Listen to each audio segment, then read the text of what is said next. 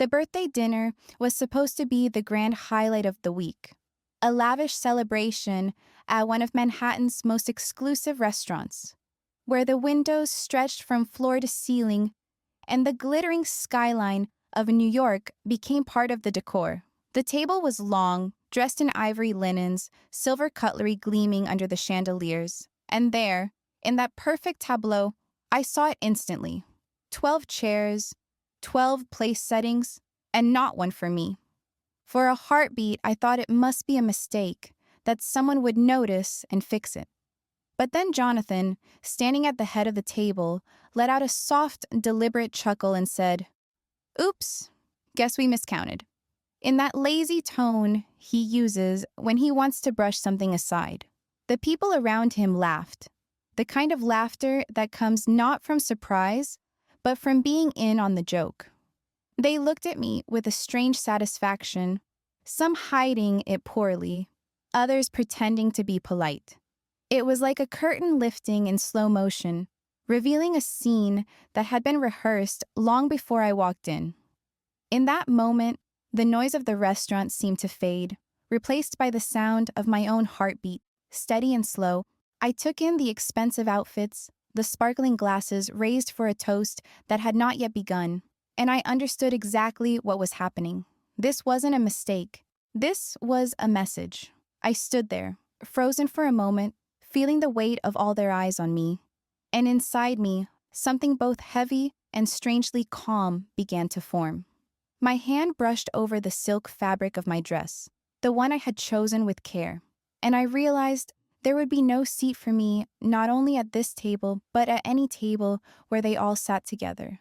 I saw the smallest smile curl on my mother-in-law's lips, the quiet victory in her eyes, the way Jonathan's sister leaned close to whisper something to her husband, clearly pleased with the spectacle.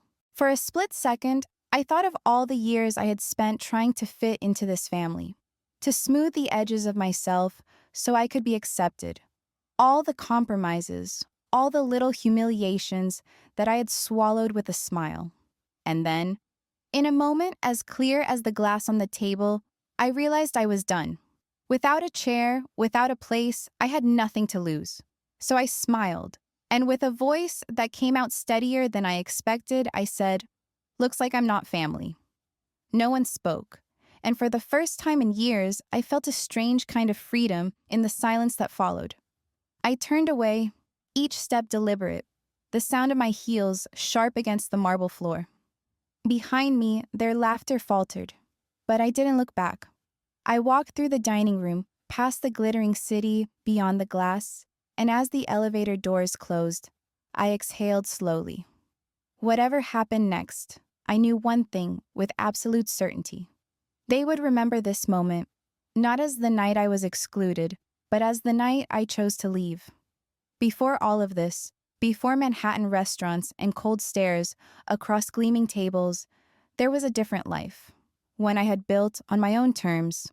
In Chicago, I had started from nothing, a small apartment, a laptop balanced on a kitchen table, and a stubborn belief that I could turn my love of organizing and creating beauty into something more. Years of long nights and relentless work turned into a thriving company that handled some of the biggest corporate events and weddings in the city. People knew my name because I delivered perfection, not because of who my parents were or what my last name meant. That work was my life. And for a long time, I believed it would always be enough. Everything changed on an autumn evening when I was asked to oversee a charity gala at the Art Institute of Chicago, an event meant to raise money for a children's hospital. The air was full of music, conversation, and the kind of glamour that makes people forget real life exists. And that was where I first met Jonathan Hadley. He stood out even in a room full of people used to attention, with the kind of casual confidence that can only come from being born into a family that has never known the weight of worry. His suit looked effortless, his smile easy. And yet, when he approached me, it wasn't with the arrogance I expected, but with curiosity. "So, you're the one who made all this magic happen," he said, looking around at the lights, the flowers, the way the entire space seemed to breathe elegance. We spoke for less than 10 minutes that night, but something about the way he listened stayed with me. After that, there were more events, more chances to cross paths. He began to ask about my work, about the long nights, and the way I refused to compromise when it came to my standards. He invited me to dinner, and I said yes, even though I had never thought of myself as someone who belonged in his world. Over time, those dinners turned into late-night phone calls, weekends in New York when business allowed, and a feeling that I hadn't expected to find, that someone had seen me, really seen me. I ignored the wary looks from his family when I first met them. The small barbs disguised as compliments about my so-called ambition. The way his mother always seemed to be waiting for me to make a mistake. Love made those things seem smaller than they really were. When Jonathan proposed a year later in Central Park under a sky just starting to snow, I said yes without hesitation. I thought love would be enough to bridge the gap between where I came from and where he belonged. I thought that if I worked hard enough, I could build a place for myself in their world. What I didn't realize then was that, to them, no amount of love or effort would ever make me one of them. After the wedding, the shape of my life changed, but not in the way I had imagined when Jonathan slipped that ring on my finger. His family's world was polished and elegant, filled with fundraisers, vacations, and houses that looked like they belonged in glossy magazines. At first, I thought I could adapt, that my background in organizing and managing chaos would help me find a rhythm there. Instead, I became a convenient accessory, someone they could lean on when they needed events to be flawless, someone who would know what wine to choose or which photographer could be trusted. I planned parties for them without being paid, managed logistics without complaint, and stood smiling at their tables while they praised themselves for how perfect everything looked. And every time, when the guests had gone, the comments would come in a quiet, cutting tone. "It's so nice you have a little company to keep yourself busy with, Emily." Or, "Of course you'd know these things. That's your hobby, isn't it?" As if years of building a business meant nothing because I wasn't born with their name. I waited for Jonathan to notice, to see the small humiliations I endured at dinners and on weekends at their summer house. Sometimes I would glance at him when his mother would dismiss my opinions in front of a table full of people, expecting him to speak, to draw a line, but he never did. His silence became a kind of agreement, a soft betrayal repeated over and over. If I brought it up later, when we were alone, he would sigh and tell me I was overreacting. "That's just how my mother is," he'd say. Or, "You can't take it personally, Emily. You know they mean well." It was easy for him to say. He had never been treated like he didn't belong. Every holiday, every family gathering became a test of endurance for me, a performance I had to keep up so no one could see how tired I was of trying.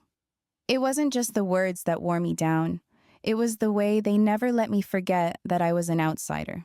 Even as they used my connections and my skill to make themselves look good, they never once introduced me as their equal. I became invisible in a life that was supposed to be shared. While my own business kept thriving in Chicago, in their world, it didn't count. There was always a subtle line between us, a line that separated their kind of success from mine, their history from mine, and every time I tried to step over it, I felt the quiet pushback. And Jonathan, the man who had once chased me, began to fade into that silence, as if standing beside me might cost him something. That silence, more than their words, was what hollowed out the love I thought could protect me. When the family decided that the 70th birthday of Jonathan's mother had to be celebrated in New York with a week of luxury events, they handed everything to me without a second thought. They called it trust, but it wasn't trust at all. It was expectation. I knew every detail would be my responsibility, from the choice of the rooftop restaurant to the flowers on the tables, and I threw myself into the work the way I always did.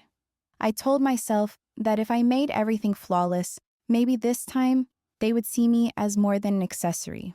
I met with chefs, negotiated with venues, arranged private tours of museums and a Hudson dinner cruise, working with the precision of someone who knows there's no room for a mistake. On the surface, everything looked perfect, but underneath it all, something had begun to shift.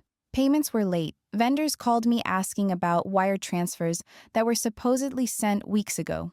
When I asked Jonathan, he brushed it off, said their accountant was careful with money, but I had seen the documents left open on his desk, the lines of red numbers, the mortgages, the loans. The Hadley fortune, the one they wore like armor, was cracking. Then, the week before the birthday dinner, I found the messages. It was an accident, really. His phone was on the counter while he was in the shower, and when it lit up, I saw her name, Madison Clark. They had dated years ago, someone the family had always adored. The preview was enough to stop my breath. I can't wait to see you in New York. Does she know yet? My fingers moved on their own, opening the thread, scrolling through months of messages, pictures, plans. They had been planning a future together, and she was 4 months pregnant. The betrayal hit me so hard I thought my knees would give out, but I stayed silent. Forwarded every message to myself, deleted the evidence from his phone, and when he came out of the bathroom, I smiled as if nothing had happened. That night, in bed next to him, my mind raced through everything I had ignored. The absences, the secretive calls, the way his family suddenly seemed less concerned with me and more smug in their own certainty. I made a choice then. I would not confront him, not yet. I would finish what I had started, because the one thing I still had was control over these events. I began keeping records of everything. Screenshots of messages, copies of financial statements, lists of accounts, and every note about how the family was trying to humiliate me even before the dinner had begun. They thought this birthday would be a showcase of their power, a perfect public image to hide their cracks. They didn't know that by handing me all the details, they had handed me the stage. And if they wanted a performance, I would give them one they would never forget. The week began with their arrival at LaGuardia, a small parade of polished luggage and expensive coats sweeping through the private terminal as if the city itself had been waiting just for them. I had arranged everything. A fleet of black cars to take them into Manhattan, suites in a hotel overlooking Central Park, welcome baskets with wine and fresh flowers, itineraries printed and placed on each nightstand. Every detail was deliberate, every hour accounted for, but from the very first moment I saw the way they looked past me. On the drive into the city, Jonathan's mother commented that the cars looked a little too plain, that she had asked for something with more presence, and then she turned away before I could answer. At the hotel, I stood back as keys were handed out, watching them move through the lobby like a single practiced unit. They smiled for the concierge, posed for photos, and never once included me in the conversation. It was as though I had become invisible in a celebration I had built with my own hands. The days leading up to the birthday dinner became a slow, careful exile. There were plans I hadn't heard about, breakfast meetings that Jonathan left for without telling me, shopping trips that his sisters whispered about as they left me standing in the lobby with a list of errands. Every time I tried to ask, they laughed gently, as if I had misunderstood. "It's just a little family tradition," his mother said when I asked about a private lunch. "You wouldn't enjoy it, dear. Why don't you use that time to check on the flowers for the dinner?" And so I did, over and over again, burying myself in details because the alternative was to stand there and watch them move without me. In the evenings, when they all gathered in the bar of the hotel, I arrived to find there was always just one chair too few, always a group already deep in conversation that shifted slightly to close the circle before I could step in. By the time the final day arrived, I understood what they were doing. Every arrangement I had made, every reservation and schedule, all of it had been turned into a stage for my absence. And Jonathan, the man who had once claimed he loved how I stood on my own, let it happen. When I asked where he had been that morning, he said he had gone for a walk with his father, and then he picked up his phone to avoid my eyes. That evening, as I stood alone in the suite, watching the city stretch out below the window, I understood that the dinner was not a celebration, but a performance. They had been building it piece by piece all week, shaping it into a moment that would show me, and everyone watching, exactly where I stood, and what they didn't know was that I had been building something too. The morning of the birthday banquet started with a clear blue sky over Manhattan, the kind of crisp winter air that makes the city feel polished and sharp. I had been up before dawn, reviewing final confirmations in the hotel's business center, printing copies of the menu and the seating chart that I had finalized weeks ago. Everything was set, every minute accounted for, until the moment I heard her voice. It came from the concierge desk on the other side of a thin glass wall, unmistakable in its calm authority. "There will be 12 seats, not 13, she was saying, her tone leaving no room for argument. "I don't care what the original reservation says. The arrangement I sent is final. Make sure the staff understands that when she arrives, she will not be staying for the dinner. This is a family matter. There's no need for questions." The words froze me in place. I stood there holding a folder, looking down at the names I had so carefully placed around that long table. And I finally understood that the missing chair would not be an accident. It was their plan all along, a final, public humiliation designed to look like my own mistake. In that instant, something in me shifted. The fear that had been sitting quietly at the edges of my heart all week burned away, leaving only clarity. I closed my laptop, gathered the papers into a neat stack, and walked to the elevator without a sound. They thought I would accept it, that I would smile through the embarrassment just as I always had. They thought they were in control of this night. They had no idea what I was about to do. By the time I returned to my suite, the plan was already forming. Every reservation, every event, every vendor had been booked through me. My company's name was on every contract, every deposit charged to my accounts, and all of it could still be changed. As I laid out my dress and touched up my makeup with steady hands, I opened my phone and began to put my own script into motion. I sent messages to the restaurant manager, arranged calls to the yacht company and the private guide, set cancellations to trigger the moment I gave the word. If they wanted me to be invisible tonight, I would give them exactly what they wanted, but on my own terms.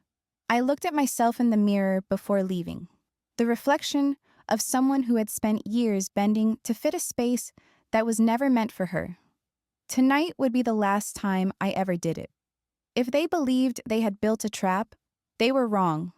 All they had done was hand me the perfect stage to make my exit unforgettable. The restaurant on Fifth Avenue was everything they had wanted for this night. A rooftop view of the skyline. The lights of Manhattan glittering like jewels against the dark winter sky. I arrived last, as planned, walking through the lobby with my head high, the deep blue dress I had chosen brushing against my heels. They were all gathered there, coats already checked, voices low with the kind of anticipation that comes before a performance. Jonathan barely looked at me when I joined them, his hand resting for a moment at the small of my back as if we were still a couple, as if everything about tonight hadn't been designed to cut me out. The elevator opened and we stepped into a room that I had spent months arranging. The long table draped in white, the flowers exactly as I had ordered, candles flickering in tall glass holders. 12 chairs, not 13. It was perfect. Just not for me. There was no surprise in their faces, no scrambling to fix what they had done. They had planned for this moment, and I could feel their eyes on me as I walked the length of the table and stopped where my seat should have been. Jonathan hesitated, the faintest smile tugging at the corners of his mouth, and his mother tilted her head with a look of sweet, false concern. "Is there a problem?" she asked, just loud enough for the whole table to hear. The room was quiet except for the soft clinking of silverware from other guests, the city lights stretching endlessly through the glass walls. I let my gaze move from one face to another, taking in the satisfaction they thought they were hiding, the quiet triumph of people who believed they had finally won. I straightened my shoulders, my voice even when I spoke. "Looks like I'm not family," I said. 4 words, and their smiles faltered. I turned and walked out. The sound of my heels sharp against the polished floor, not looking back even once. Outside, the cold air wrapped around me like armor. I crossed the street to a cafe I had spotted earlier and sat by the window with an espresso, my phone already in my hand. This was the part they hadn't planned for. One by one, I opened the files, the messages I had prepared. The private yacht trip for the weekend, canceled. The Hudson dinner cruise, canceled. The wine tasting, the private tours, the rooftop brunch, all of it gone. The restaurant bill for tonight, the one guaranteed by my company's accounts, that too would soon be revoked. By the time the entrees were served, everything they thought was secured would collapse around them. As I pressed send on the last cancellation, I looked up at the table across the street. They were still laughing, thinking they had written the perfect ending. But the truth was, in less than half an hour, their celebration would fall apart, and I would be nowhere near to watch it happen. I waited until the half hour had passed, until I could see the unease ripple across their table, even from a distance. From where I sat in the cafe window, the family that had been so smug when I walked out now leaned toward one another, their postures stiffening, their conversation suddenly sharp instead of smooth. I knew exactly what was happening. The restaurant manager had just explained that the payment guarantees for the evening had been canceled, and that someone from their table would need to provide another form of payment. While they scrambled, their phones began to buzz with calls from the other vendors. The yacht, the tours, the weekend events, every last one of them gone. I finished my espresso, left a tip on the table, and crossed the street. This time, I walked in through the service entrance, guided by a waiter I had spoken to earlier, and stepped quietly into the room. The long table that had once been a weapon against me now looked like a battlefield. They saw me before I spoke. Jonathan's face went pale, his phone still in his hand. His mother sat stiff and furious, her diamond necklace trembling slightly with the force of her breath. "How dare you ruin this evening?" she said, her voice shaking but loud enough for the nearby tables to hear. I looked at her for a long moment before answering. "You wanted a show," I said. "I just decided to change the script." I placed a small folder on the table in front of Jonathan. The evidence I had collected. The messages from Madison, the screenshots of their plans for a future without me, and the pages of financial statements that showed their fortune was hanging by a thread. "You thought I wouldn't find out," I said, my voice calm, each word cutting through the silence. "About her, about the baby, about the money you've been hiding while you planned to leave me with nothing. Tonight was supposed to be my humiliation, wasn't it? You wanted to make me disappear. Consider it done." For a moment, no one moved. Then the room erupted, not with words from me, but with the weight of their panic, the scurrying of a family who realized they had lost control. Jonathan tried to speak, but I stopped him with a look. "You won't ever hear from me again," I said softly. "But if any of you try to come after me, every single piece of this will find its way into the hands of people who will know exactly what to do with it." The fear in their eyes was enough. Without waiting for an answer, I turned and walked away, leaving them to the wreckage of their own making. Outside, the cold night felt different now, lighter somehow. I had walked into that dinner with nothing left to lose, and I was walking away with something I had almost forgotten I had, myself. That door closed behind me, and I knew I would never open it again. In the days that followed, everything unraveled exactly as I knew it would.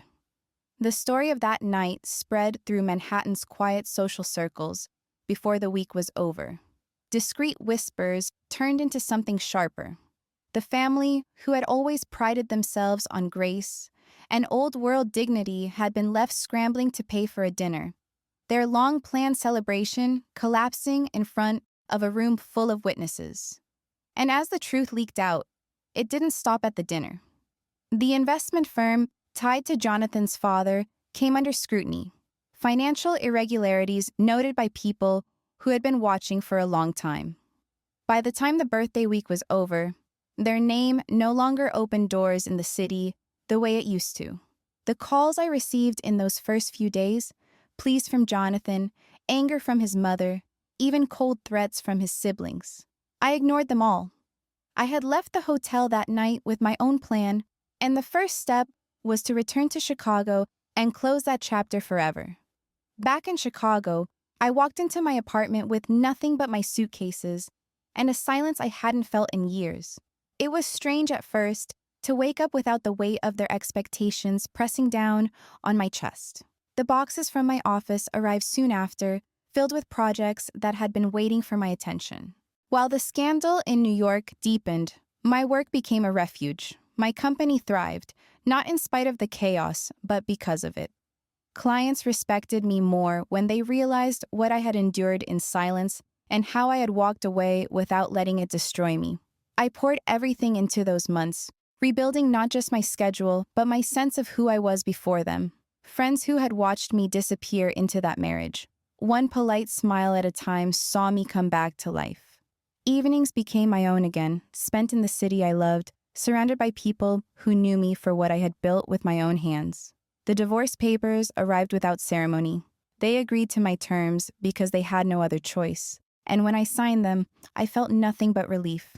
Jonathan's engagement to Madison was announced a few weeks later, and with it came the final confirmation that everything I had seen that night was real. I didn't follow their downfall beyond what was impossible to avoid. Their charity invitations dried up, their wealth tied up in inquiries, their name no longer said with reverence. In their world, that was worse than ruin. As for me, I learned that starting over doesn't always begin with big decisions. Sometimes it begins with a chair pulled out from under you, with a single step away from a table that was never yours. And in that step, you find the strength to build a new table, in a place where no one ever doubts that you belong.